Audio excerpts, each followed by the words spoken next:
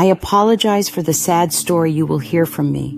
If you want to know the story of poor Margaret, do you know the mystery of the mysterious spot?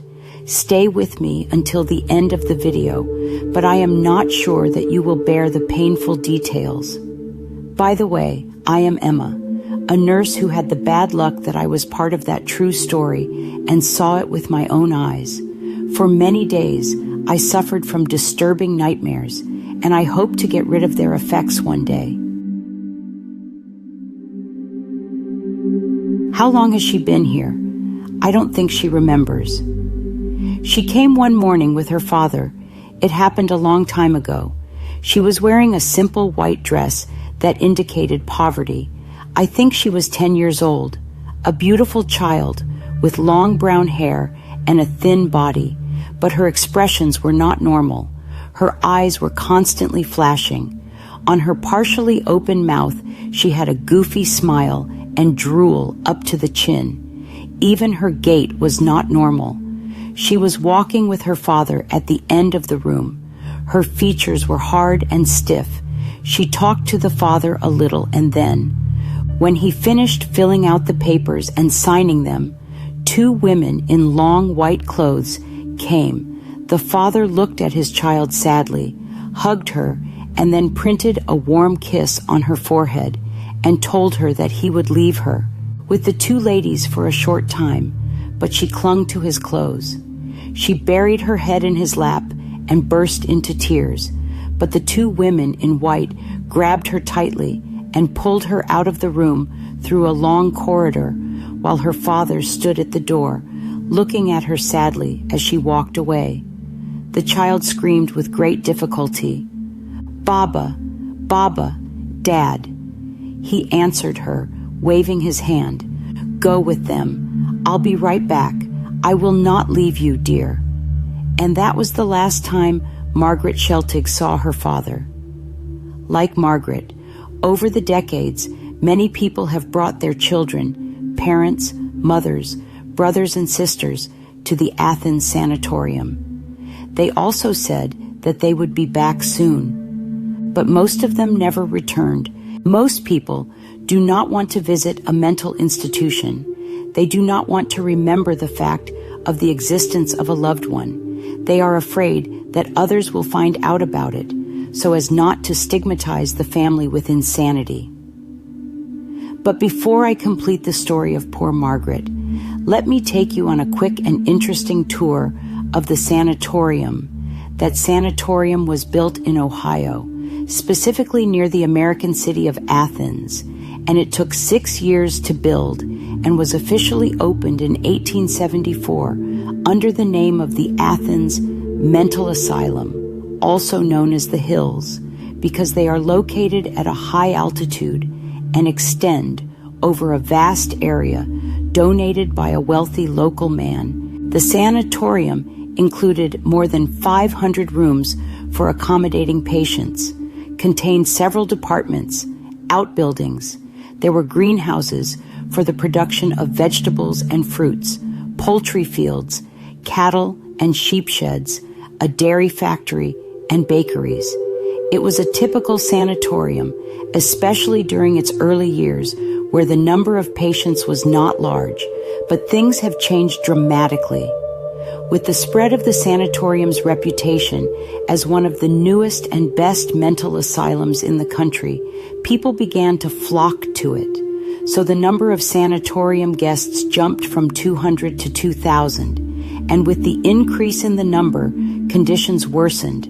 So the sanatorium administration had to hire unqualified workers in order to care for patients with diabetes. There were special departments and buildings for each type of patient. Men and women were separated from each other. The most restless patients were placed in the wards near the residence of doctors and nurses to be under constant observation and monitoring. Violent and criminally convicted patients were placed in the distant wards. There is also a large cemetery attached to the sanatorium to which the sick dead go. There are about 2,000 graves divided into 3 graves, connected to each other in a circular manner. Most of the graves do not have a name and have only a number. this cemetery has been subjected to great neglect and tampering. It is said that the circular ring formed by the confluence of the 3 graves was used by witches in secret rituals conducted under cover of darkness to prepare demons and evil spirits.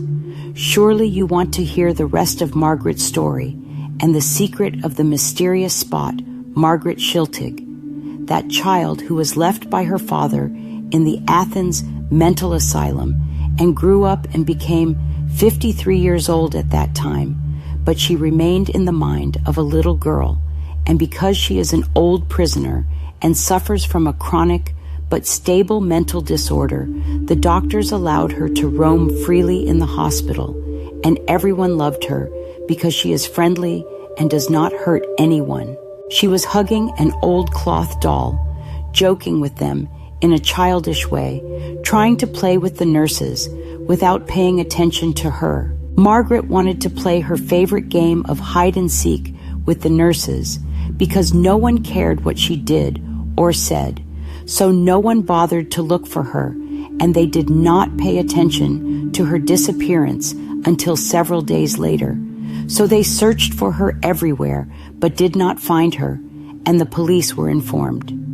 After 6 weeks, a worker found her in an abandoned building undergoing maintenance. Margaret was dead. No one knows why she hid in the building. Her death remained a mystery because they found her without clothes, and her clothes were arranged next to her, and no traces of torture or assault were found on her. But also several questions remained that they could not find an answer to her. Why? The police concluded that instead of leaving the room, she did the opposite, locked the door on herself, then did what she did every night in her room, took off her clothes, folded them carefully, hugged her doll, and slept on the cold floor, almost without clothes, as if on a bed. She was asleep and never woke up. They took her body and buried her, and the next day the cleaners came and washed the place where she died, closed the door to the building, and the case was a report of death due to cardiac arrest due to the cold weather at that freezing winter time, and it was over. Everyone forgot about Margaret. After a while, a maintenance worker opened the door of that room that Margaret saw to make some repairs, and he was surprised at what he saw. He stood stunned. He saw a white spot on the floor in the same place as Margaret, and strangely enough, the spot took the form of a sleeping woman. The cleaners were called. They used the strongest cleaning products, but to no avail. The stain refuses to disappear. For some unknown reason, some scientists doubted the story of the stain, that it was a trick to attract attention, examined the place themselves, and came to the conclusion that the stain is real. The cleaners tried to wipe the stain with toxic detergents, and it was already disappearing, but it came back again. It is said that Margaret's ghost sometimes appears in that building, holding her doll, running between the rooms, probably still playing hide and seek to find her. Margaret Schilling died, and her secret died with her. Look at her hands. She died in exactly the same position.